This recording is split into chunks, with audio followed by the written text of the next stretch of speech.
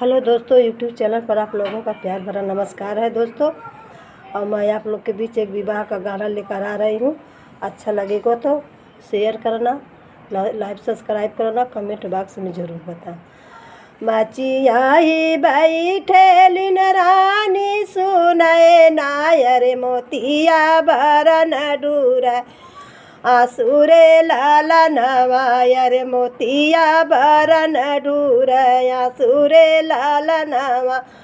मोरी बेटी बसल बाटिन अपने ससुरवायर याद आवे निकले पारान रे लाला नवायर याद आवे निकले पारान रे लाला नवा।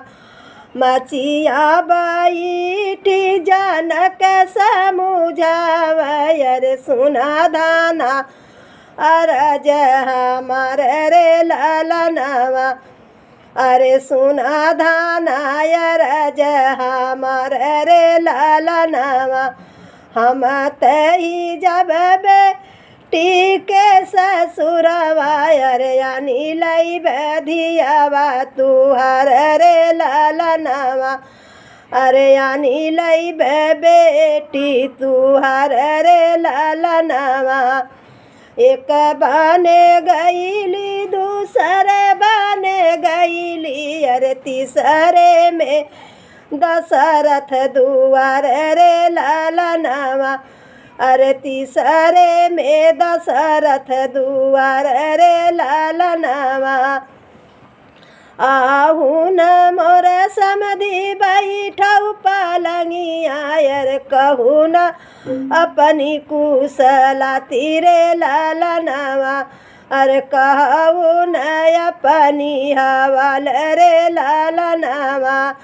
पितरा से निकले लिन बेटी सीतली रानी अरे नयना से ढूरा लाया सुरे लाला नवा। अरे नयना से ढूरा लाया सुरे लाला नवा।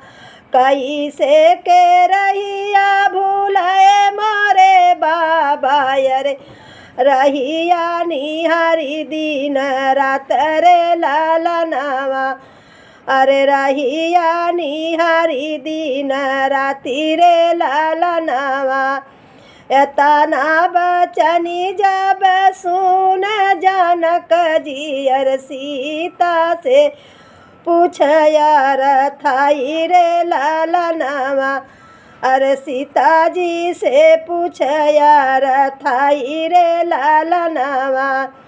कवन संकट तुहरा परल ए बेटी अरे हम कत दे तू बतलाई रे लाला नवा।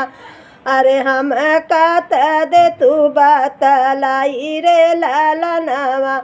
रानी का के बनवा के भेजिया अरे धोबिया लगवया पजस रे लाला नवा।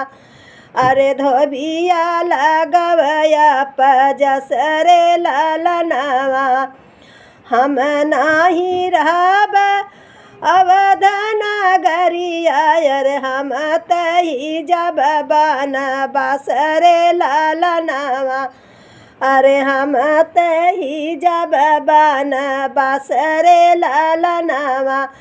एतनी बचनी जब सुन जनक जी अरे महलिया में जायल बोली रे लाला नवा।